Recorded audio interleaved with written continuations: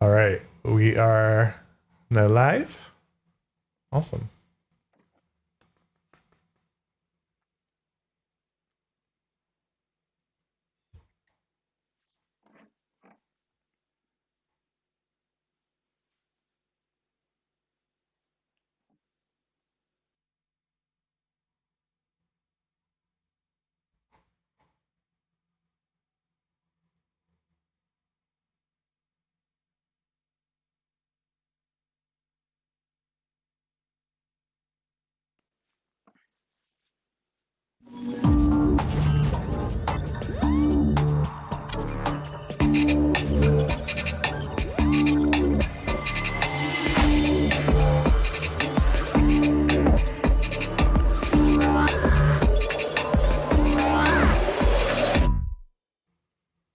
Hello, and welcome to today's episode of Rawkode Live. I am your host, Rawkode.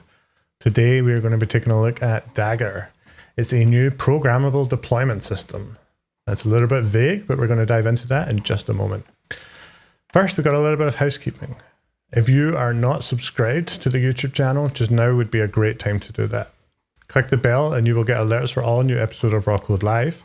There are episodes weekly, and we try to explore as much of the software available to us on the cloud native landscape together. It is vast, so we will do our best to present it in a nice, digestible, fun, and educational way. If you want to chat with other cloud native enthusiasts, you can join us on the Discord server at rawkode.chat. There are now over 400 of us in there talking all things Kubernetes, cloud native, and everything in between. Come and join us, say hello, and I look forward to meeting you. Okay, now for today, to guide us into our introduction to Dagger, I am joined by Solomon and Andrea from the Dagger team. Hello both, how are you doing? Hello. Hey, thank you. Thank you both for joining me today. If we just do a quick round of introductions, we'll start with you, Solomon, since you're next to me, and then we'll move on to Andrea. Hi, I'm Solomon. I'm the co-founder of Dagger, and before that, co-founder of Docker. And hopefully, I'm not going to go through any more startup names that start with D and finish with Awesome, thank you. Andrea? Yeah, hi, I'm Andrea. I'm the co-founder of Dagger, and before that, I was an early engineer at Docker. So I worked at Docker for 7 years or so. I was part of the original team with Salman and Sam, who's not around. Awesome. Well, thank you very much. Yeah, sorry, you go. there's three of us. Yeah, there's three of us, and Sam, Andrea just mentioned, had more important things to do than hang out with us. I am not offended whatsoever. It's awesome to have you both here, and maybe in a future episode we'll get all three of you together for a bit of fun as well. But for today, we're going to explore and introduce our audience here to Dagger, and I think the best thing to do would be start with a little bit of a TLDR. What is Dagger? Sure. So Dagger is your application delivery super glue. So it takes all the existing tools and systems that you already use to deliver your app. It could be your source control, your build, your CI, your Kubernetes cluster, your Lambda functions, whatever it is that you need to ship the app to the cloud. And it helps you tie them all together in one place, in one system that you can look at and manage with a simple interface. Usually you already do that with a bunch of scripts and manual operations. And later those scripts and manual operations, when your application grows, you call them a platform, but they're still mostly scripts and manual operations. And so that's your glue. And usually the glue has problems. It's hard to change.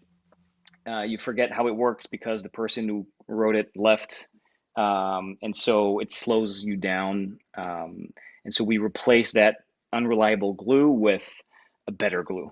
That's what Dagger is. All right. So Dagger is Bash for the cloud native era. Is that a nice way to summarize that? I think that would be an accurate way to summarize it. Yeah. Yeah, because it's programmable. Pretty much. And Bash is programmable. And just one more thing. I think that what we're aiming for is to solve the problem of making application delivery actually programmable, like it's actually code. And right now we're almost there as an ecosystem, but we're getting just just close enough that we're in the uncanny valley. It's a little almost like code, but it's not actually like code, and so it's weird. And so we're trying to bridge that gap so it's actually really like code. Yeah. Okay. Can we then maybe give a very concrete example of a use case for Dagger? Like what, as an application developer working with cloud native technologies, and I want to do something with Dagger, what would that something be? What's a good use case? So from the point of view of the developer, basically what you want is something like Heroku, except that actually works with the application you have. And so if you're lucky, you can actually use Heroku or something like it for the whole thing. But most of us are not so lucky because not everything fits in something like Heroku. And so you end up, back with the glue. And so what a developer wants is one command or one click, and there's a staging environment. There's a pull request, boom, I've got another environment to review in the production-like environment, if that works. And of course, then I want to continuously deploy to production. But just this idea of defining one place, what does an environment look like with everything running together? And then how do I get one of those? So from the developer's point of view, that's what you get. And from the delivery person point of view, so the DevOps person, the DevOps team, the platform team, whatever you want to call them, the SREs, the expert who knows how to deliver, you want to be able to program that exactly the way you want it and change it over time, to improve your infrastructure, to improve the workflow, whatever, without having to disrupt the workflow of the developer every time. And so you kind of have this separation of concern. So there's two different users interacting with Dagger. One at the front end, the developer wants to deploy, and then one at the back end, the delivery expert who wants to customize the deployment. Awesome. So then pick your application, pick your stack, whatever it is, you want to be able to get a staging environment of it with Dagger. Okay, awesome. That's a nice description of it there. I like that it crosses the developer and the operational side of things together and tries to give this concrete representation of, like you said, what an environment is and how to deploy my application and so forth. Yeah. You mentioned that it is programmable, and I know that this is built on CUE. Do you want to maybe just give us, you don't need to tell us what CUE is, but maybe why you went down the road of using CUE for Dagger?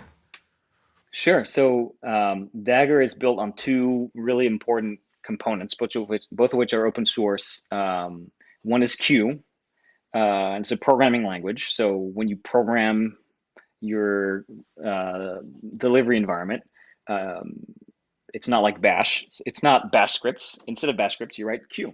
There might still be Bash scripts in there. You can orchestrate those Bash scripts if you want.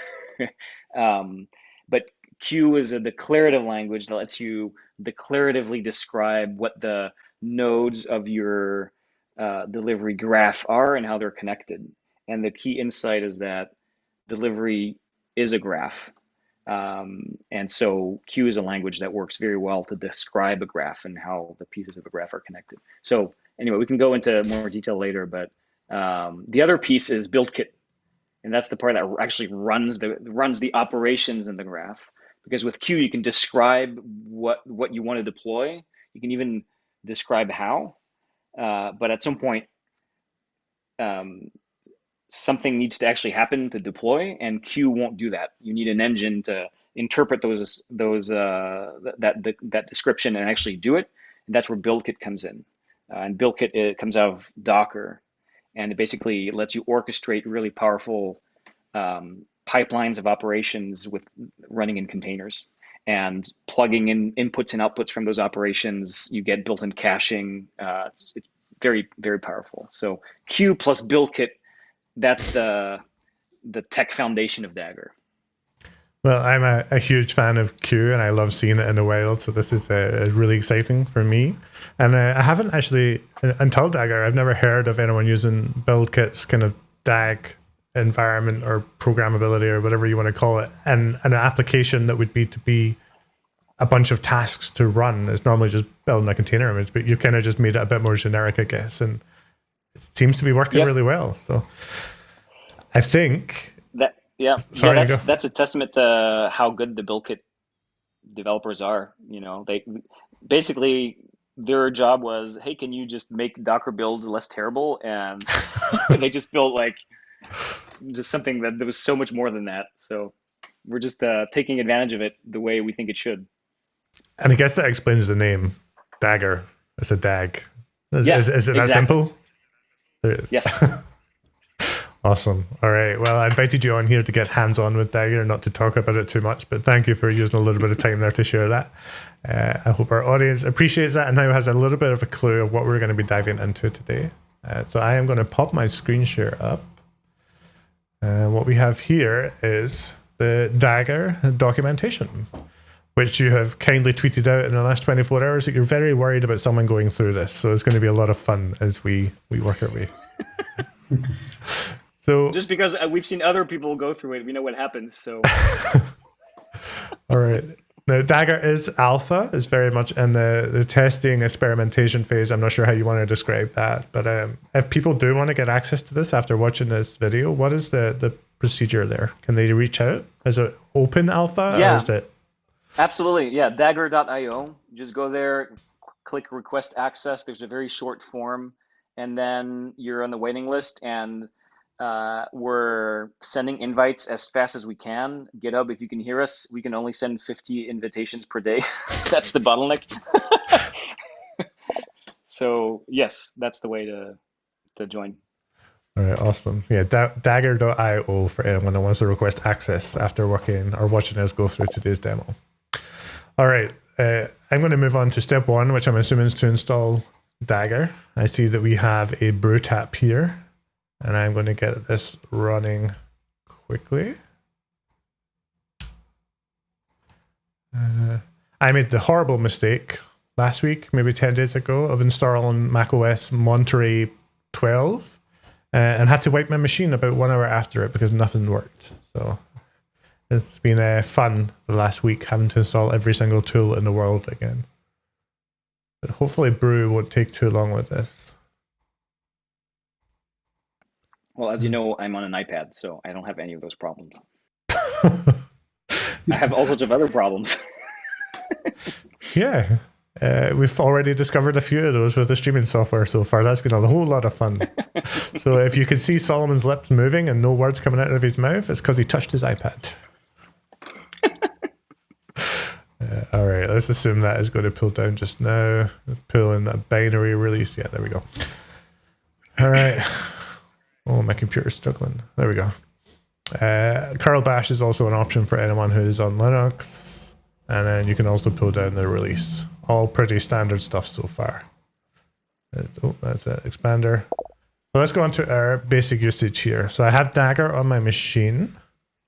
Let's see if I run it. There we go. We've got a whole bunch of subcommands here.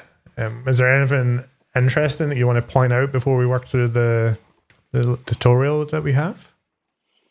Yes. One thing I want to point out is some of these commands, if you run them, they will panic and say not implemented. And we have merge deploy requests to hide them, but I don't think we've released it yet. All right. I mean, the main thing is it changes a lot. We're still iterating based on feedback. So the most important one is up. All right, Dagger up. I also see a Dagger login and a Dagger log out. Is that an indication that there's a cloud component to Dagger that runs my tasks for me? So no, it doesn't run the tasks for you. We're never going to run the tasks for you. It's always going to be 100% on your infrastructure. But optionally, there will be a cloud service that you can connect all of your Dagger engines to and tells you interesting things about it and lets you control them as a fleet. But it's always going to be kind of optional management and never actual infrastructure. Got it. Okay. Also, if you type Dagger login, Dagger login, it will panic and say not implemented. I'm now going to have to fight the urge to type that, but I'll do my best. All right, we got a couple of comments there. So first one is, let me drag that away from your head there, Andrea. And Nuno says, it's not Admiral Daggers. He's very disappointed. I'm not sure if I should know what Admiral Daggers is. I feel like it's maybe some sci-fi reference that I'm going to poorly miss, but cool. DS has got a question. This sounds like a CD pipeline. How does Dagger differ from other continuous delivery platforms? Do you want to tackle that now, or do you want to wait till after the demo? Sure. I mean, I can maybe a few pointers now and we can dive in later, but one is it's programmable. So you can actually, you can express an arbitrarily complex delivery workflow in code, and you can actually export it as a package and someone else can import it, and it actually works the way you would expect. That's one big difference. Native artifact support and encrypted support, secret support. So you can compose not just a flow of values, like, oh, a little JSON object can go from step 1 to step 2. Great. You can actually compose artifacts, and those artifacts can be injected by the user. They can be generated on the fly. They can be downloaded from elsewhere, but you can actually plug these components together, and you get a chain of artifacts bundled into a reusable software component. To our knowledge, nobody else does that. But I guess that's a little abstract, maybe. So I'll just kick that can down the road. Okay, well, let's clone the example. Yeah. Sorry, on you go. I'll clone this just now if you want to say something else there. No. I talk a lot, so I got to stop myself at some point. It's all good. All right, we've got 3 examples here. We cloned this. The first one we're going to be tackling from this tutorial is the Todo application.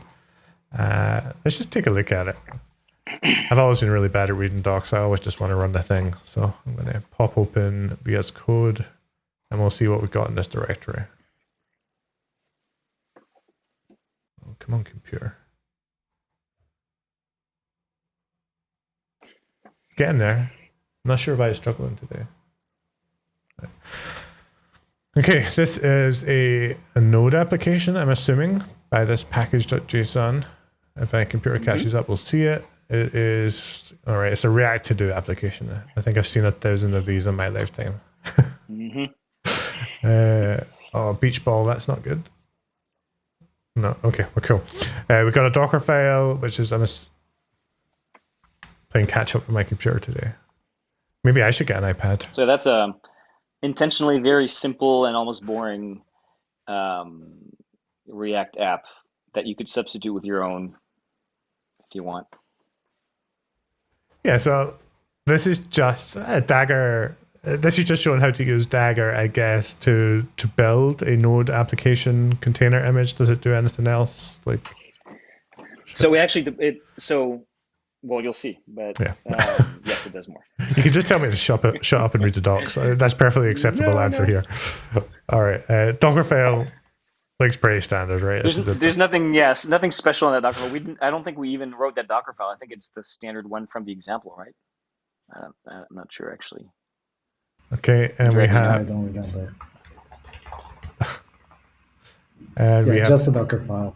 Just the yeah. Yeah, that script is actually that there's a little story behind that one, but I will wait. I'm curious to see what conclusion you reach. All right. We have let me fix your bash header here. So user env bash. Well, I'm going to think about interruptibility here. First pull request. All right, so it's looking for some sort of keys file, and then does Dagger help? H. So this is using the age tool. Yeah, I don't know what's going on here. Should this make sense to me? No. No. There cool. should be a comment at the top saying you can ignore this. You should ignore this. You're gonna run. You're gonna have to run it later, and then the tutorial actually explains what it does. All right, this PR will be pending after this call. There we go. Yes. So I think the first thing that's jumping out to me, like this is just a standard JavaScript application with a package.json, some random script you've already told me I can ignore with some JavaScript code. We do have a .dagger file. That's the only thing that appears to be different. So the way that we work and interact with Dagger, is it through this .dagger directory, or is this something else I should ignore? Correct. Nope, right. That's it. But all All right. The answer is easily answered by reading the next paragraph of the docs. We don't need docs. I'm going to make this up. So okay, go. I see a values file, which makes me think of Helm.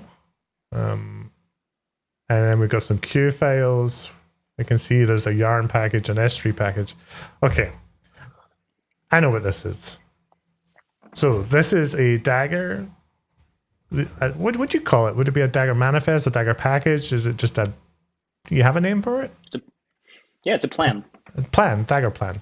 Oh, in fact, it's right there in front of me in the directory. Okay.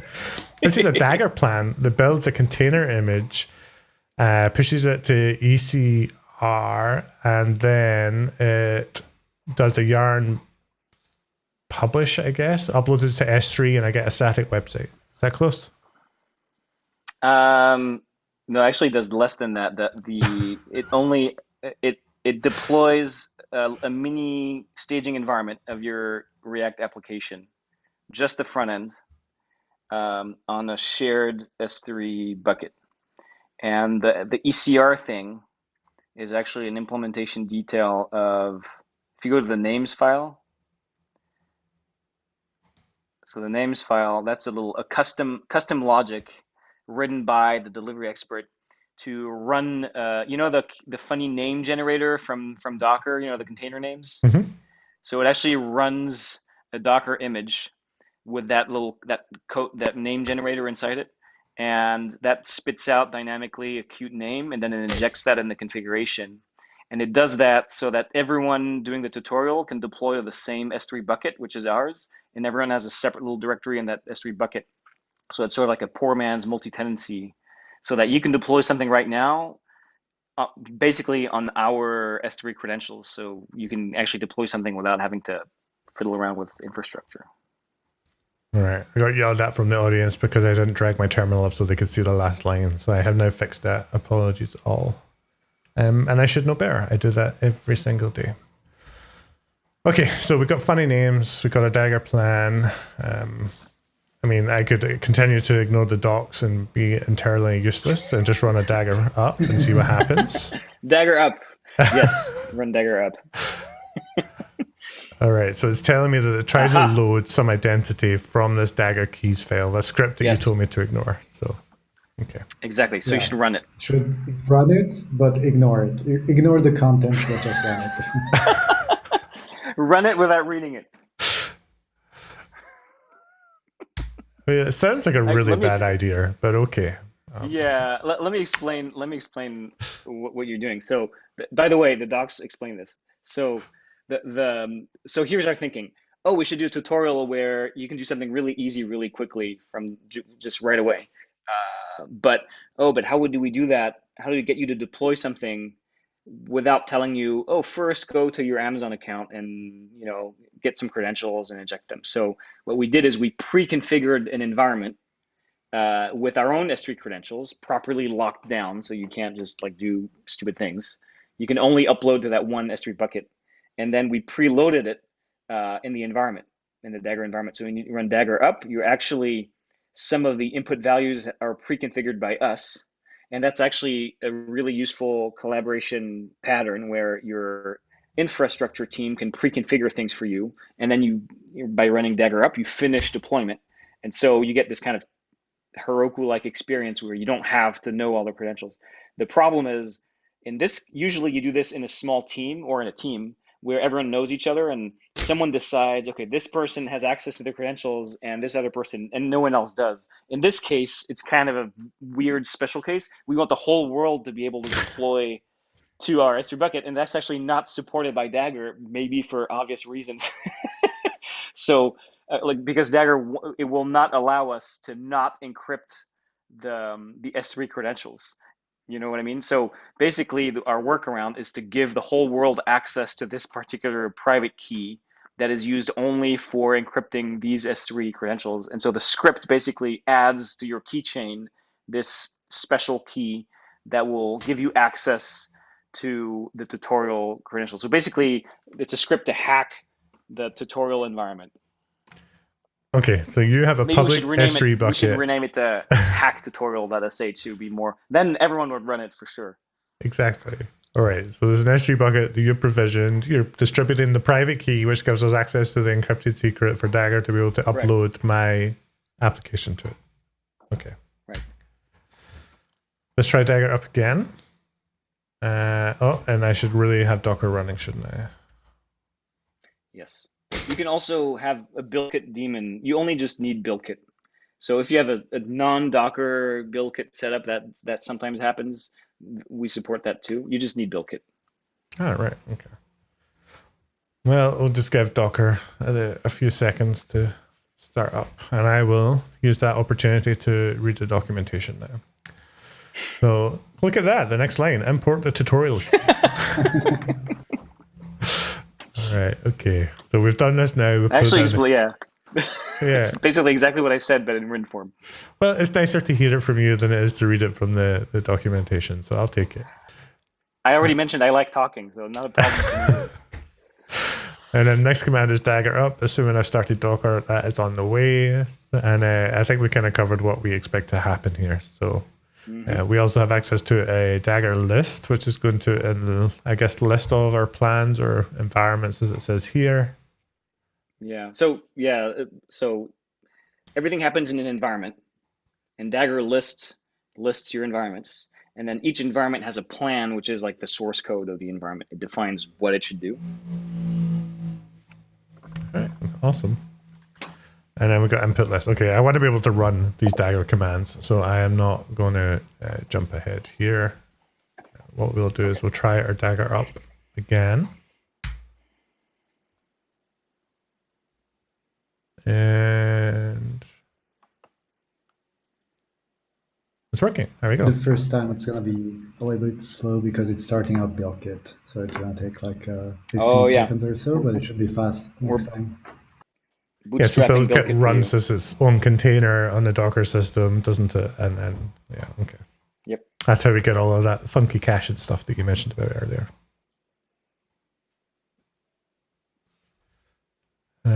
Yep. No, is correct. Because of Docker Desktop, we all have access to BuildKit already.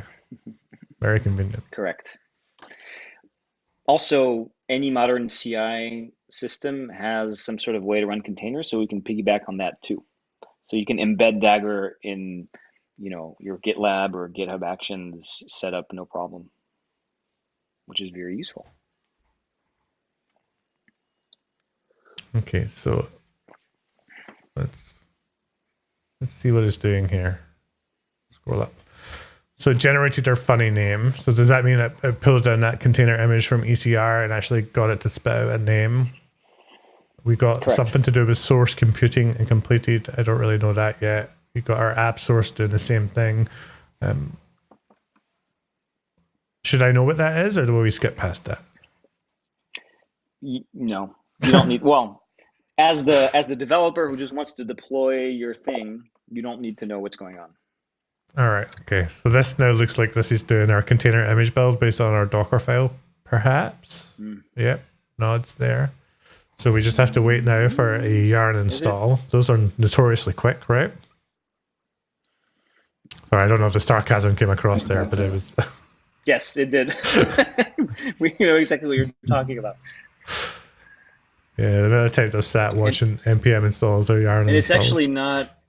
it's actually not building from the Docker file. I don't think that what it's doing here is it's actually building a container on the fly that will then perform the yarn build. So it's basically, it's building a lot of the components that you saw, like the S3 component and the yarn component. They do things in containers. And so the developer of those packages at some point specified what that container should be and how to build it. And so the first time you run a netlify operation, for example, or what am I saying? In this case, it's S3, an S3 operation or a yarn operation, you're building the container as the author of the package specified, and it's all cached, so it will be fast. Nice. All right. Well, since we've got a moment because of this yarn install, we'll just pop back over here because that's where I left my little thing here. Oh, that's the wrong one. Oh, funny that his comment came in at the same time, so I'll show both at the same time. There's an episode of the podcast being released this Thursday, of which I believe, Solomon, you had the honor of chatting with Pop, right? Yes. So if you want to watch that or see an announcement when it launches, you can follow Podcast Pop on Twitter. And I've heard it's pretty good, which is surprising for Pop because his material is crap. Sorry, Dan. I just you binned a pineapple pizza and I'm still raging about it, mate. Like I can't believe you threw a whole pineapple pizza in the bin, but I'll hold it back. You should definitely watch that episode if you want to see what happens when you record a podcast On an iPad? outdoors without checking on an iPad. I wasn't on an iPad, but it did not crash. But I did do it outdoors and did not check the weather forecast first. So. Was it stormy, rainy, snowy? Which random weather did you get for the day? Thunderstorm. First thunder and thunder, and I thought, oh, that was noisy. Sorry, and then I didn't even think to go for cover. So later it rained, and now you know. Well, Yarn is now telling me that I have a problem with my network connection, so that's wonderful as well. Oh, I think I actually had that issue. It's the Yarn registry thing, right? It might be a Yarn registry issue. Yeah. If we ignore it, Maybe will it go away? Maybe you try rerunning. So you don't want to give it 30 seconds? You want me to Control C? I don't know. Either way, your call. All right. Well, the sad thing is if you Control C now and you're not going to get cached. The BuildKit only caches successful operations. So if you Control C now, you're going to have to rerun everything. Ah, of course. So it's a dilemma. I know. It's catch-22. Because we could just run it again and get presented with the same trouble with my network connection. That's all right. Solomon likes to talk. We'll just let you go. What have you got for us? What should I talk about? Let's see. Well, one thing we could do is maybe, I don't know if your setup supports it. I mean, I know on an iPad I can do it, but maybe while it's running, maybe you can look at some code at the same time, and I can comment the plan, actually the source code describing what's actually happening on the screen, right? Yeah, all right. Let's take a look at the queue then. Right.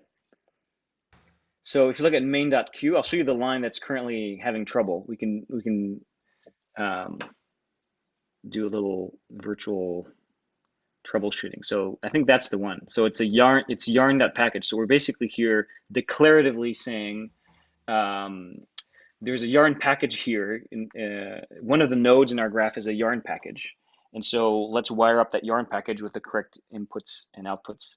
And so it's basically going to plug in source code as an input, and it's going to run a yarn build in a container and spit out the build directory as an output, and then you can wire that. So for example, a little lower, you see S3 bucket. So that's another node in the graph. It's an S3 object that's going to be synchronized up to the S3 API. So you give it an input, which is an artifact, and then it's going to sync that up to the S3 bucket as specified. And you can see the source key for that bucket is app.build, which is of reference to the build key in the yarn package, if that makes sense. So it's basically that line right here. That's a link in the DAG. This is what causes this to have a dependency of the app yarn.package. Right. It's basically saying take the build, the yarn build, and stick it into the S3 object as its contents. And so then the Dagger engine loads that and sees, okay, that's a dependency. From there, it will run things in the correct order. It will parallelize if needed, etc. Or rather, it will arrange for BuildKit to do that because BuildKit does most of the heavy lifting. Okay, so because I have a little bit of a familiarity with CUE, why don't we kind of dig into this specific couple of lines and let's dig into what's actually happening with these lines. So this is in CUE. This is a module called yarn with a definition called package. So that means that Dagger has exposed some sort of schema definition to say this is what a package looks like. What we're defining here is that the source is the source, which comes to another line. We'll skip that for now. But there's nothing here. This is entirely declarative, right? This is just me saying that a yarn package exists. So that means that the Dagger engine understands what a yarn package is and how to work with that. So I'm assuming Dagger has a few of these integrations, and maybe we could talk about the ones that are available. Sure. Yeah, actually, you could look at the source code of Yarn. That's a good example because we developed it, but we developed it in CUE using the regular Dagger APIs, and so anyone can develop it. And actually, just earlier today on the Discord, someone said they have a pull request they want open for a Maven integration, I think, and they wrote it themselves. And so looking at the Yarn package would be actually very useful because that's a big differentiator of Dagger. Actually, that's what I should have answered earlier in the question, why is it different from CD? Well, it's a good example of the programmable thing. Like in Go or in Python or in JavaScript or whatever, any real programmable environment, any real platform, you write code, you know, you have your program, like your main function, whatever. And then at some point you think, oh, that part could be moved into a reusable package and I can import the package, but then maybe someone else can, or me later. And you do that. And your main function is written in Go, for example, and your package is written in Go. It's all Go. You know, the library is Go and the main thing is Go. And then it can be Go all the way down because the library can import another library, etc. That's basically how it's supposed to work. But if you're writing like a CD YAML thing, that's not how it actually works. You know, you have a YAML, your main thing is YAML, and then the next level is maybe Docker containers or shell scripts, and then there's no third layer down, you know. So you can't take your YAML and spit it out into a sub YAML or a sub YAML and expect it to work the way you would want. And same with Terraform. You know, you have Terraform HCL configurations, which compose Terraform providers, but Terraform providers are not written in HCL. So you can't spin out part of your HCL and say, oh, I'll make that a provider now. Oh, and how about a sub provider? There's modules, which are a separate thing, but they're kind of a superficial, it's always two different layers of programming, right? And writing a provider for Terraform is more like developing a driver, you know. Sure, you can write any driver for any peripheral, but it's not, you know, you're not just going to do it on the fly as you develop your application. You know, no one has time for that. So what Dagger does, it's just basically CUE on one side and CUE on the other, and you spin out your CUE thing into another CUE thing, and then they import each other, and you can keep going down, and it just works the way you would expect. Awesome. All right. Well, I've pulled up the Yarn package that you mentioned. There it is. I'm kind of curious, like, you know, as Dagger starts to evolve and you start to approach GA and such like that, do you see, or are you going to be encouraging pull requests to the standard lib to support every tool in the world? Do you see that being something that there's third-party / external packages or libraries? Yeah. Like, how do you envisage that working? So right now, yeah, we do encourage pull requests because it's the only practical way right now to share a package like this one with everyone using Dagger. But that's temporary because the CUE developers are, some of which I think are listening right now, are actively developing CUE modules. So right now there's kind of the basic infrastructure for importing. You can actually import, you can define CUE packages, you can import them. I mean, we're doing it right now. But what's missing is the discovery and distribution system. Like with Go, you can't discover a CUE module anywhere and then download it and then manage versions and upgrades, etc. So that's what's being developed now, heavily inspired by Go, which is not surprising because a lot of the CUE developers are also Go developers. So basically soon you'll be able to CUE get or whatever. And then you could, then as a result, anyone could publish their package anywhere they want, like on their own GitHub repo, and you can just import it right here. So then there will be two ways to share and reuse packages, and probably our built-in standard library will play more of a curation role. Like you can go out there and find any package for anything, But if you want to play it safe and you want to know there's a set, like a distribution of things that are tested together and are known to work together, then kind of like, I guess, a Linux distribution, right? But for CUE configurations, then you play it safe and you import our standard library, or you can mix and match, Awesome. Brian Kettleson shared something with me the other day that I thought was really cool. We both do a lot of stuff in the CUE stuff we both do a lot of stuff with CUE as well, but someone compiled CUE to WebAssembly and was running it in their browser, which I thought was a really cool use case for doing that. So, yeah. Okay. Compared CUE to what? Sorry, I missed.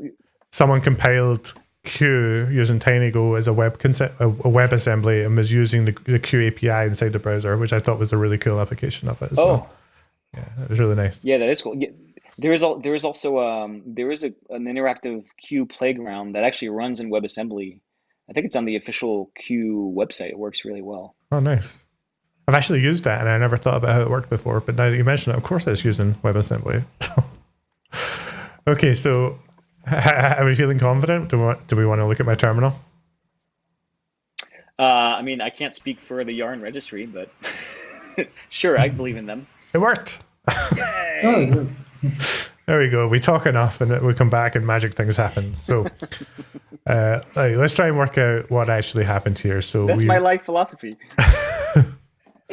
Yeah, it's like that XKCD comic with the is compiling and the chair sword fighting. Like, it's still relevant today as it ever was, even though we don't compile as much. But it's like that, but if you stop sword fighting, it stops compiling. Exactly. All right, so we got our Alpine imageability stuff. We got our Yarn, which eventually did finish. We can see here that it does a build, and the build output finishes here. App.build says we're complete. That's that dependency then we noticed inside of the CUE file. So this now is an artifact that's available. We then perform the next step in the DAG, which is the S3 bucket, which completes. And then, is this just, I don't know why it's doing things there, but is this just uploading the output to Amazon S3? I think that's maybe what happened there. Yep. All right. Now, there was a command, and we can already kind of see the output from it here, but there was in the documentation, a Dagger output list. Was that right? Mm-hmm. Yep. Or that was input list, but I'm assuming output will work too. And that's just what this is. Is this akin to like what we expect from Pulumi output, Terraform output? It's just a variable that we want to expose or present to whoever's consuming Dagger? Yep, pretty much. The nice thing is right now that the engine can do more than the command line tool can in terms of presentation. So for example, and you could have an output artifact and you could have it copied or mounted into your local directory as a result. So you could have, for example, if you wanted, and if the CLI supported it, you could have the result of the Yarn build copied to somewhere in your local directory as an intermediary artifact, to inspect or whatever. Okay. Let's browse to it. Let's see if it worked. We got Busy and Newman. no, actually, I Solid think it name. was the link below that. If you go back on the output list. Ah, there that was the should be- bucket yeah. URL. Good catch. Oh. Yeah, we need to Oh, and then hide I the went to that one intermediary anyway. outputs, There we go. We have our React to Do application. Awesome. Yay. Okay, so these are the outputs. I'm assuming those are just defined in the CUE file, and maybe we can take a look at exactly what actually happened there. We have a whole bunch of inputs. Now, I don't remember seeing any inputs, but I'm assuming these are just all the things that I could provide in my CUE plan, the Dagger plan, to be able to override or change the way that this plan works. Roughly? Yep. Yes. Yeah, so packages can define inputs. So for example, when the S3 bucket part, all the inputs within S3 bucket, that was actually defined in the S3 package, like access key, secret key, etc. Okay. And the way secrets work in Dagger is they're just encrypted, and you have to distribute the key to people, and Right. So that's there's what a the H thing command. was doing, right? There's Dagger input secret to inject a new secret value. Dagger input dir to inject a local directory, et cetera, et cetera. And Dagger input secret will take care of the encryption part for you. Awesome. And yeah, then on the other end, you need to distribute keys via a UI that is not yet implemented. Sweet. All right, we got a question from Noel, which I don't understand, but maybe you will. So input values support both the value or the pointer. I'm not sure if that's code specific. So the asterisk, the asterisk, that's a CUE syntax thing. It means default value. Oh, that was a CUE question. Got it. Okay. Well, I don't know. Actually, I'm just inferring from the comment. There's no pointers in CUE. That's for sure. Yeah, there we go. Okay. Yeah. Oh, I see. Yeah, I don't know what is that. Yeah, that's mostly just an unpolished UI thing, but that's CUE saying in very rough ways that we should hide. This comes from the engine saying by default it would be an empty list, and it actually is an empty list. So basically empty lists. Yeah, I do like this constraint model that CUE presents. So I think here's a really nice example where we're saying that this defaults to build, but really we accept any string value. CUE is a really cool tool. I think it's really awesome that Dagger uses that under the hood. There's just the potential is just huge. And honestly, it's just, the frustration is, there's a whole year worth of work just to kind of build up to the potential of CUE in terms of presentation. Like, for example, we have an earlier prototype, which is not open source, but we're going to transpose it into Dagger, which generates from your CUE configuration a complete interactive web interface. So you get, if you ever used Heroku, for example, there's this add-on system. You could say add a database, and then you have this nice web panel to configure your database. And each add-on has its own custom-made panel to configure things specific to that, right? So let's say you want to add, for example, an S3 bucket. Then it would ask for your Amazon credentials and the name of the bucket, whatever. Here, that's all specified in the CUE configuration. So we have this rough command line interface to that Dagger input list, Dagger output lists, and sometimes it says weird things like asterisk, brackets, etc. We actually have this prototype where we do the same thing as those add-on web interfaces, but generated. So from this you would get a little web interface that shows you everything I just said in a nice web form specific to exactly that. So it's really magical. Personally, I'm really impatient to bring it back because you write 10 lines of CUE and you just developed a web interface for your deployment thing. It's really pretty cool. Yeah, I'm really frustrated that you said all that because I've tried to build something similar to that as a command line application for some of my own CUE stuff and failed miserably. So, if you ever open source that up, I'm going to steal all of it completely. The plan is to make it available in the in Dagger. So yes, open source. Yeah, that would be awesome. Yeah, my use case isn't important. I'll share that with you another day. But yeah, really cool that you build that kind of tooling. And it's one of the things the CUE API does try to make easier. I'll just blame my own limited skill set for failing miserably. But we've only looked at the to-do application now. So let's jump through a couple more of these Learn Dagger things.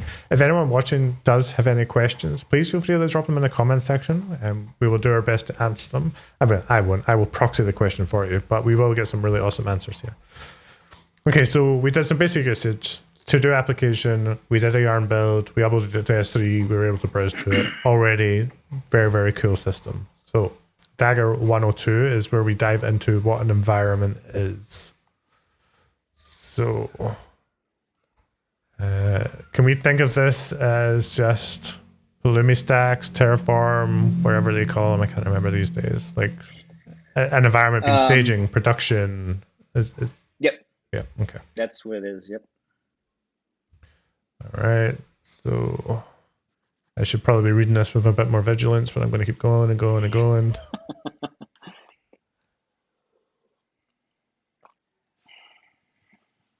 So this wants me to build like a new directory in our to-do application, add a new source.dagger.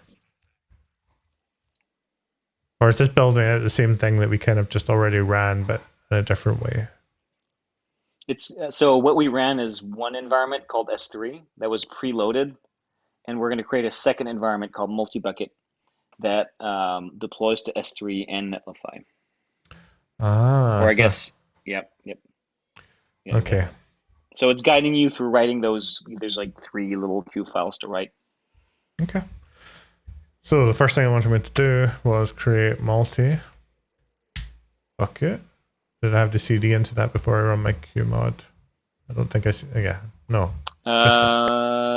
You should run everything in the Todo app directory. Stand by. Oh yeah. Like I said, I installed the macOS 12 very early developer beta. Very naive. So we actually had this. We had this conversation recently with the CUE devs, but probably it would be useful for us to, like, it's actually not strictly necessary to install CUE to use Dagger. It's just that at some point, if you want to get serious about Dagger development, you probably want to get serious about the CUE tool and all it can offer. Like if you want to speed things up for this tutorial, you can start without installing it and install it later. But you're already on your way, so. Yeah, I'll just pull this down. No, I don't Also, save I the pocket. I have never wanted that ever. I think you can do brew install of qlang /tap/q, and that should work.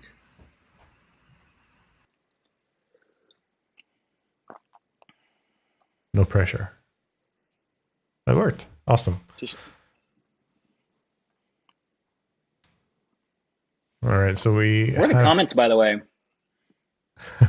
You should have a speech bubble. Well, maybe not on the iPad. I'm not sure. I'm scared. I'm scared to click. Oh, I see it. But should I click it? I don't know. Yeah, you can always reload the page. What's the worst that can happen? Oh, there it is.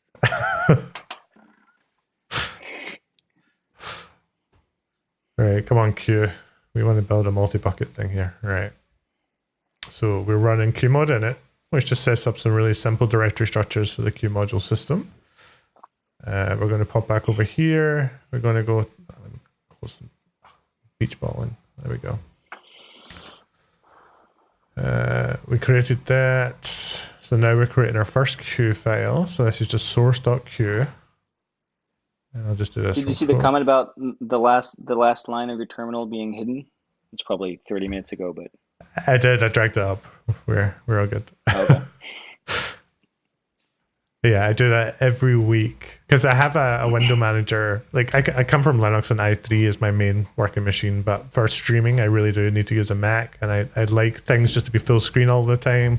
And I have a window manager. It puts it full screen, but it adds a border, but the border's not big enough. It's a whole thing. Oh, that's what you were saying earlier. Yeah. Okay, so we got our new multi-bucket package. We're importing the Dagger engine. We've got something called source, which we're saying is an artifact in Dagger and a Dagger input. Is an artifact something you want to take a minute to explain to people what that is, or should we just accept it as it is? Or, okay, go for it.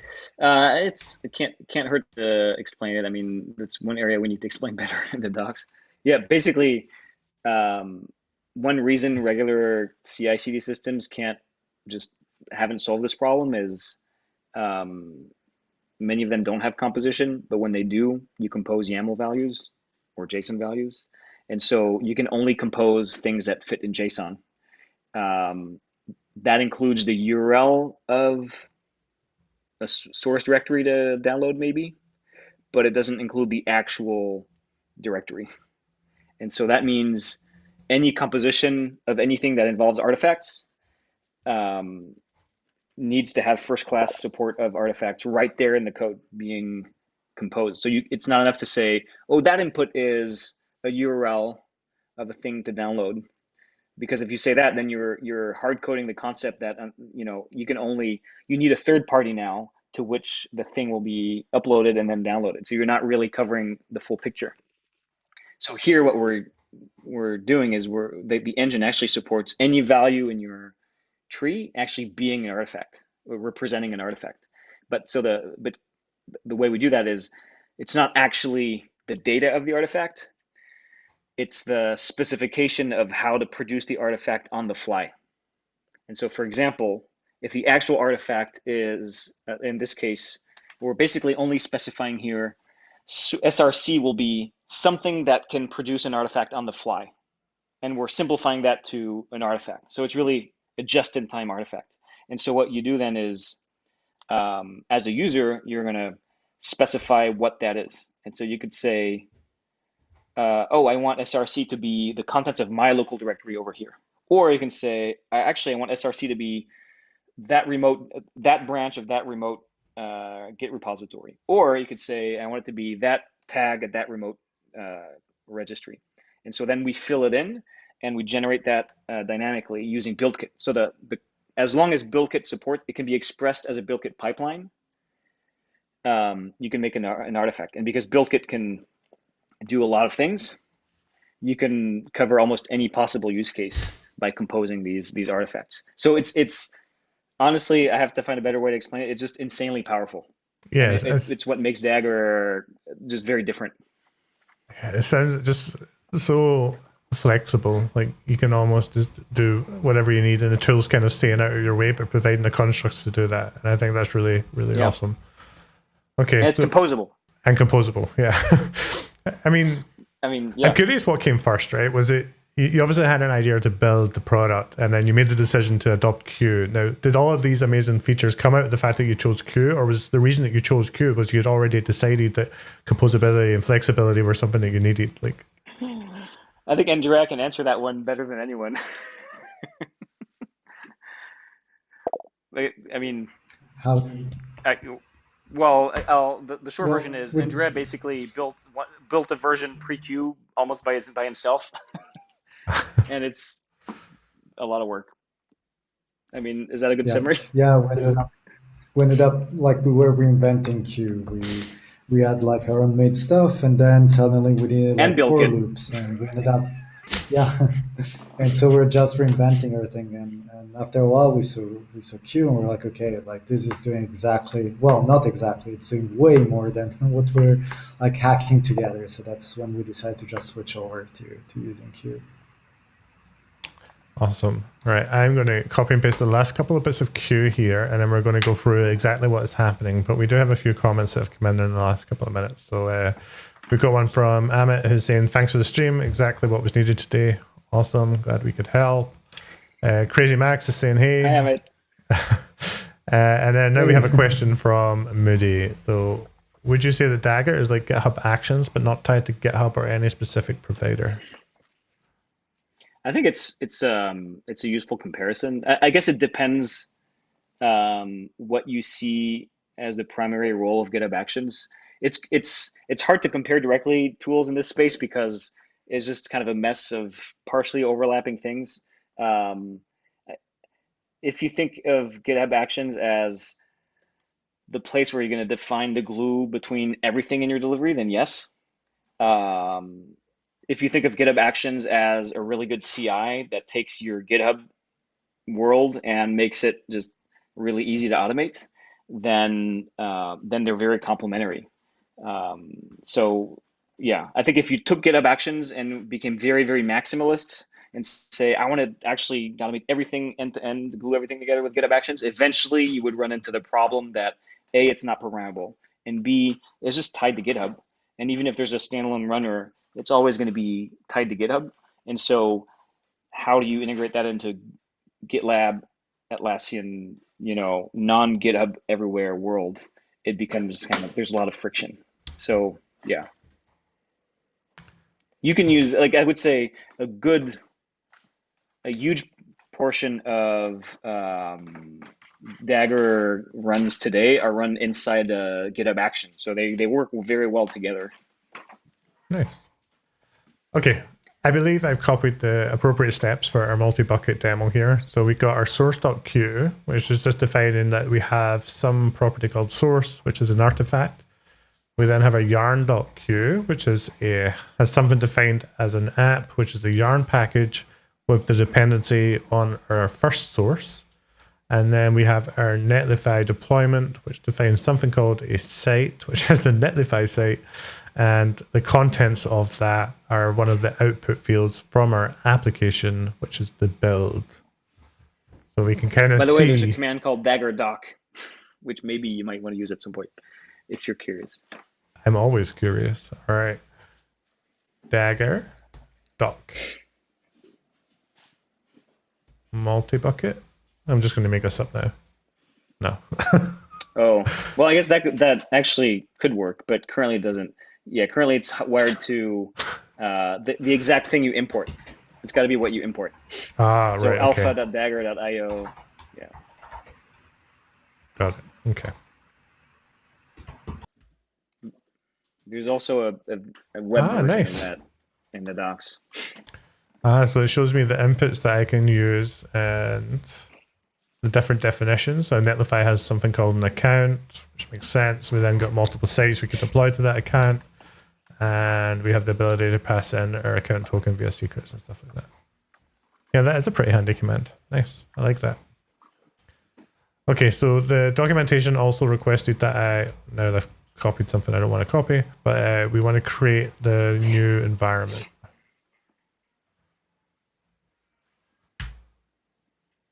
And okay, so what does that actually mean to Dagger when I create an environment? Is that just a directory in my .dagger? Yeah. Yes. Yeah, it's basically it's like it's a box to put code and content, code and data, code and state. Okay, so now to add my code to this environment, I just copy everything here. And is that the standard way that people should think about this? Like, or would they just run the Dagger new environment first and then actually just craft the CUE inside of there? Do you recommend keeping it outside, or? That's work in progress right now. We're going to get rid of the copy right now. So we're trying, the principle is we want developing for Dagger to be as identical to regular CUE development. So if you already know CUE and you have a workflow, a setup, it should be instantly recognizable and compatible with Dagger. Right now, the problem is we have you put your CUE files in this .dagger/n/something/plan, and that actually works fine at runtime. But the problem is once CUE modules will come out and you have this, it's like Go. That code, you might want to make an importable package by someone else, and then what name do you give to the module? So basically, the natural way to develop something in CUE is to have it somewhere normal looking in the GitHub repository, in the Git repository, and so we're going to get rid of that copy step. So the way you develop those CUE files, instead of having you copy them into the environment, now you can actually configure the environment to load them from where you develop them. That's actually, it already works as of this week. We just haven't changed the tutorial yet. So it's both work. Yeah, it's early days. We're figuring out the perfect developer experience one step at a time, Well, yeah. And you're adding 50 developers a day and getting feedback. It's, right. These things take time.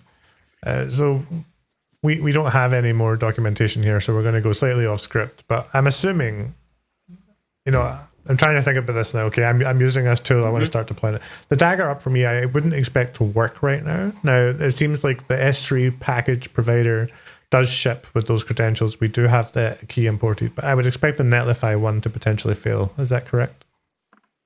Yeah. So actually, the S3 package itself does not ship with credentials. It's that environment in the example repository that we pre-configured. Yeah. So yeah, it will fail for the reason you mentioned. Okay. But if you imported S3, it would also fail. Okay. So when we have multiple environments, we have to specify the environment that we want to run. Yeah. And that's going to send a plan off to BuildKit. It's going to try and do a few things, and I'm assuming it's going to fail right after probably the yarn build, I would expect. Ideally, it would fail right away, but I All feel right. like, oh yeah, perfect. Okay. Okay, so Yeah, what? so exactly what you said. Okay, so it actually wants me to provide what source is as well. So how do we provide inputs for Dagger? Is that through the CLI and not CUE? Dagger input. Yep, correct. Okay. All right, so let's say Inputs are actually that an input is actually, it's a little configuration telling Dagger how to dynamically inject little bits of CUE. So it's going to be CUE in the end, but Dagger will generate that CUE for you to make things easier. All right. I'm just making it up now, but will that work? Yep. No, that's perfect. Oh, in the environment. Okay. Mm. Is it -E for short? Yes. Yeah. Okay, so I'm curious what that's actually changed here then. Because you said that input is generating CUE, it's going to have to live somewhere. If my computer would keep up to date, I'd maybe be able to see what that was. So it changed your values.yaml file. Right. Okay. So which you can actually try Dagger edit. That one you might enjoy. Definitely do not manually edit it here because it's managed with SOPs, you know, so it's all because of the encrypted values. If you manually change a part of the file without going through Dagger edit, the hash will not match, and so it'll say, "Oh, this file has been tampered with." All right, this computer's going in the bin after today. All right, multi-bucket. Okay, so I can modify this safely with Dagger edit. Yes. Okay. Yep. So we've already set our. And you can see. Yep. So that's basically, it's like a file representation of these Dagger input commands you typed. Okay. So I have 2 more inputs that I need to provide in order for me to be able to deploy this sample to do application to Netlify. One is account.token and netlify.name. So inputs. I'm wondering if I can just make this up some more. I have to say, I'm not sure I would remember it, but technically you can. I think you have to use the path that was given as is, so you cannot do nesting. Yeah. So it should be like netlify.account.name and so on. All right. If I were you, I would do one of those with the command line, like Dagger input something, and then maybe replicate it. That's what I do because I never remember it. All right, so we want input netlify dot account. I think you need to put, it's input. First, you need to give the type input. That would be text. It's like a text value. Oh yeah, because we used dir previously. Okay. Mm-hmm. And I don't know what this is yet, so I'm going to just make it up. Oh yeah. And then I'm going in here. All right. Okay. Yeah. So the inputs. Oh yeah. Okay. So this is the type followed by the value. All right. Okay. Got it. Which means we could also do. You must be just watching me going, I really wish you would stop doing this stuff. But no. Actually, it's very interesting. It's good data. Keep going. All right. So I'm assuming, does it care if my account token is a secret or text? Or does it just expect it to exist? It does. Okay. Yeah, because we if it's a secret, we're going to handle it very differently. But if I provide the input as not a secret and just I'm happy just to expose that, will it still work? No. No. Because it's going to try and decrypt it, and it won't be a valid ciphertext. Okay, so the Netlify provider expects that, and in fact, if I use the doc command, which you already showed me, I'm assuming it probably has. Yeah, it did say dagger.secret. Okay. So that means that we probably want to do account. It was fine using edit. Like you can just type it in plain text, and then when you're right. Vim, it will just encrypt it. Oh, I So forgot about yeah, that. That's so cool. Okay. Well, I mean, I don't have a Netlify. Should I get one? Do we actually want to spin this up, or is there something more, something? Do you have an account? Yeah, you should spin it up. Yeah, well, let me give you. I can give you one. Oh, He switched window. No, it's all right. Let's jump to Netlify. I've got a login. Yeah, let's see if we can deploy our application. Welcome back. I'm fine. I'm back. All right, we were Yeah. enjoying you on mute. So, login. Sam and Andrea like to make fun of my iPad setup, so I'm going to hear about this for days. You know what? It's been working a lot better than my Mac setup. So how do I think you I? should click on your user icon on the top right, and yeah, you should see user settings. Yeah, and applications perhaps, and personal access tokens. And if you generate one, go. There we go. You've all got 10 minutes if you want to deploy stuff to my Netlify. There we go. Go. I did that with an Equinix Metal token one day where I created a Kubernetes cluster, and I said, I'm going to be so disappointed if there's not a crypto miner running on this in 30 minutes. And there wasn't. All right, so we've provided a token. I'm going to run a edit. Okay, and now we can see the secret, the token, the account name. I mean, that is Rawkode, right? That's just my actual account name. It's not like a site name or anything like that. Okay. Yeah, I think actually the account name, that's actually optional, because account name, that's when you have a team, I think. Ah. Oh, right. no. Yeah, site.name you need. That's the site name. Site.account.name, that's what they call a team. And I think by default, you just want to leave that empty. Okay, so And it'll be your personal team. That's I guess we should change that to team, because it makes sense to. So I think a coding I style think for the what standard library you- should be use whatever terms the native service uses. Yeah, I think all the inputs should have been prefixed with site dot. Yeah. So if you do an edit, you should be able to like just Dagger edit, and you should be able to change that in batch. I don't know what I did there. Yeah, let's do an edit. Okay, so we expect. Is that just me failing to be able to paste now? I really am on fire today. There we go. Okay, let's take that one out. Oh, I see. Yeah. But there's no. Is that Netlify?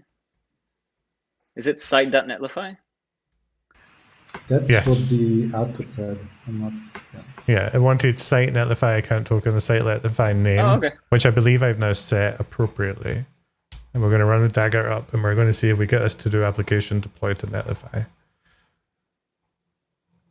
Nice. One note: if let's say you're setting that up for a team, this setup you can do once, and because the values are encrypted, you can commit it and share in the repo, and then downstream from you, app developers who just want to deploy to Netlify, to like let's say a shared Netlify account, those inputs will be pre-configured for them. I mean, is it safe So you for get sort those? of Like, say I wanted to just multi-tenancy. deploy my own blog with Dagger, and the repository's open source, it's public. I mean, is it safe because of that encryption for me to do that, as long as I don't give anyone access to my private key? Yes. Yes. Just don't give access to the key. Is there plans? I mean, for... probably. I mean, you should apply common sense, additional layers. Like if it's a critical credential, you should prepare for the possibility that the key is leaked anyway. You know what I mean? So yeah. Just apply security common sense. But yes, it is. I mean, the project is very robust, so it is safe to commit credentials encrypted with SOPs and age on the Git repo. Yeah, in fact, this is actually my exact next question, and I think this answers it already for me. But the secret backend can be swapped out for cloud KMS as well, right? Yes. Right, that's pretty sweet. Now we just need a 1Password option, and then I can do everything on my local machine. That would be pretty cool too. Oh, that's cool. Yeah. Yeah, actually, it would be nice to have pluggable backends so that you can use your favorite KMS and just pick your backend. We did that in a past version before open sourcing, so we'll have to bring it back. Yeah, well, I can't use Google Cloud's key, KMS key, whatever they call it, because it doesn't allow you to delete the key rings when you're done with it, and I just can't handle it. So I always end up using AWS just for their KMS, but then deploying other stuff to Google Cloud. Just weird little annoyances. But yeah, 1Password in here would be pretty sweet. Although age is a pretty good way to do it as well. I could store that key somewhere. All right, let's see. We're doing a yarn step, so this may take either a few minutes or a few hours. We'll just need to wait and see. Again. Yeah. So I'm curious about the different environments. I'm assuming because the inputs change, does it know that the inputs don't affect the yarn build? Could that have been cached, or are environments, all the caching happen per environment?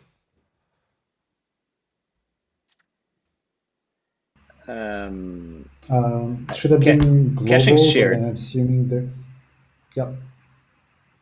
although I'm assuming here there might have been some modifications or something going on, but yeah, in theory, there should have been like a no-op. We should have just, not built anything. And that's because it doesn't require anything environment specific, that the build step itself should have been shared across different environments. Actually it's shared across the entire BuildKit instance. So it could be like your cache, but it could also be like someone else's. Like if you share a BuildKit server, it could be your entire team or coworkers. Yeah. Oh, nice. You can do a lot of cool stuff on the infrastructure side. Yeah, I'll just assume my VS Code. Netflix. Sorry, off you go. Netflix, they use BuildKit a lot. They do a lot for building. And they have BuildKit clusters backed by containerd clusters, and so you get some pretty amazing. It scales up really nicely because both BuildKit and containerd are really well engineered, and they get a lot of usage, and so you can do some pretty impressive stuff, and so we just piggyback on all of that. So nice. All right, audience. Last chance for questions. We'll be finishing up just after we hopefully see our Netlify site here deployed, which I'm pretty confident about. I'm sure it should be good. And I'll assume the cache here wasn't used, probably just because of my VS Code modifying or doing stuff in the background. Yeah, I don't know why. I think it's because the CUE files? Yeah. I think because the input is dot, and since we put the CUE files, we want to change the cache. Yeah. There we go. In theory, yeah. I think if we remove them and Dagger up again, it should be cached, but I'm not gonna. I think we're too close now. Let's just let it go. Yeah. We should auto exclude them, right? Because BuildKit, you can tell BuildKit to exclude certain patterns from a local directory. So I guess we could ignore CUE.mods, maybe .dagger. Yeah, we can even be more specific. We could say ignore only the CUE files which are part of the plan which you're currently executing. Cool. All right, let's see. It seems to have already fetched the dependencies. Now it's doing the linking step, which I've never understood with Node. And hopefully we get a nice, pretty quick build. So this is the build of the actual To-Do app? It is. It looks like it to me. It's crazy. My computer is, I don't know what's going on with it today. In fact, the last week or two. It does slow down a lot. I'm not sure what I've got running. I feel like we're at a point where web builds are just so ridiculously long that there's a whole field of innovation in making really cool progress bars for web builds. like really slick. That's not healthy. Yeah, Really, what I best should in just do class. is get an iPad and use GitHub code spaces and not have anything running locally except my streaming software. I think I'm now sold on that idea. That's what I do. Yeah, exactly. Let the cloud deal with this. Why am I running Docker on my local machine? Well, does GitHub Space? They have an editor, right? Like Yeah, you get a full web. VS Code, web-based VS Code. It's really good actually, and it syncs with all your Nice. Yeah. settings locally. So like whenever I open code spaces, I get the exact same VS Code with the same extensions, with the same color theme. Like it's really impressive. Wow. I use VI and SSH, so I that's also something Andrew and Sam like to make fun of. But Yeah, I used to be a I'm NeoVim. very low maintenance. I like Huh? NeoVim, but the VS Code with the language server protocol stuff just like blew me away when I first tried it. And I know that NeoVim now has quite good language server protocol support, but I got used to VS Code. I actually quite like it. So. I hear ads for VS Code every morning when I log in. All right. This may or may So not slow. finish in time. So I long. know. So we got a comment from Crazy Max saying, yeah, they do. Netflix do contribute to BuildKit. So there you go. Also Yeah, using it quite a lot. and we bother them a lot. Well, it's there. We did hit a lot of well, not a lot. We hit a few BuildKit bugs. When you're hitting BuildKit bugs, you know you're really a serious BuildKit user because BuildKit doesn't have a lot of bugs generally. That and you're using CUE, which I'm sure Marcel would say CUE is still pretty early in the adoption cycle. So you're kind of making maybe CUE has more bugs, but they fix them really fast. No, but they fix them really fast. So it's a good combination. all right. Is this has it worked? Is this now Netlify? It looks like, oh, that's the initial build of the Netlify container. So the container that will run the Netlify upload. Ah, right. Okay.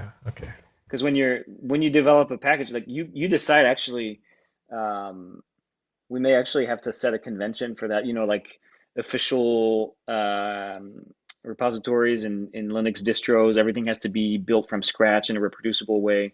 Like we will probably end up imposing a rule like that for official upstream packages, but in theory, you could have a package that just there's a Docker pull on a binary image and then just runs it. You don't have to build on the fly, but probably you should if you're serious about your being able to trace your supply chain, because then you can see what's going on end to end, right? Yeah, the Six Store project I think is really exciting for that whole supply chain thing right now. They've got the new software bill of manifest or materials support that they've been working on, which I think is really cool. Oh, what project is that? The Six Store. Oh yeah. I see what you're talking about. Yeah, It's there's a whole little group of people on the Dagger Discord that are really really focused on that, the software bill of materials, and nice. just the new requirements coming up for it in the US, for federal contractors. So it seems like a lot of vendors are getting excited about that. I'm really starting to dislike this error message from Yarn. And now thinking that someone should invent BuildKit as a service so that all this stuff just runs on someone else's computer for me. I guess that's what you were saying about the team. I think, sorry, you go. No, I agree. Yeah, I mean, I do have access to bare metal. I worked for Equinix Metal. I should just spin up a really beefy box running BuildKit and expose myself a little Docker host thing. You should. I mean, the first cloud provider that does that, we will point Dagger users to it, because that's not how we're going to make money. I think Google Cloud had maybe they still do. There was an attempt at doing that for Bazel, but the problem, I think, for Bazel is it's really, really hard and high friction to go to do remote execution. You can't switch it on demand. But with BuildKit, you can. All right, well, we'll give this a few more minutes to finish. Why don't we have a quick chat just before we wrap up then? And maybe you can kind of, let me just pop us back over here. Maybe you can share with us what's coming next for Dagger. Like, where are you in the, like, are you pushing towards beta? When can people expect GA? Are there any features providers that are coming? You want to give us the quick roadmap? Yeah, sure. So the roadmap is, we started opening up we're running towards private beta. We're sort of transitioning from alpha to beta. I'm not sure where the cutoff is, but we're bringing in all these people that are asking for access, and we're getting feedback and fixing.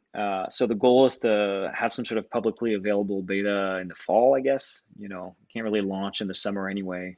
So we're just going to improve as much as we can and get as many testers as we can, and then fix things as they break. There's some major UX improvements. We need to finish the UX. It's still pretty rough, and we need to get kind of everything in order, and then we'll launch. And then from there, we'll see. We also want to make it clear from the start where the cloud service fits, and we want to be very transparent with the community early on, because I think confusion on where the open source part ends and where the cloud and proprietary part starts, that cause problems down the road. So we want to avoid that.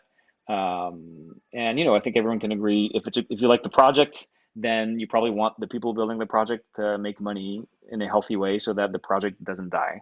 So we're going to test all of that and roll it out. So yeah, roughly in the fall, things will open up a lot. And if people want to play over the summer, they should subscribe now. Or they should register now, and we'll let them in at a rate of 50 people per day.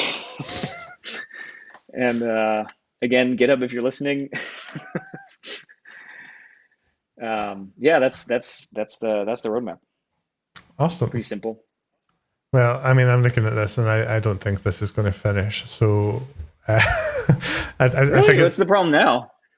I think it's just my computer. I think it's just going too slow. So what I'll do is I'll play around with this another day on another session and try and do something a bit more fun with it. I've been meaning to migrate my blog over to it anyway and actually deploy it that way. So I'll blame my computer for now. You can do on the fly Docker compose to Kubernetes synchronization or something like that.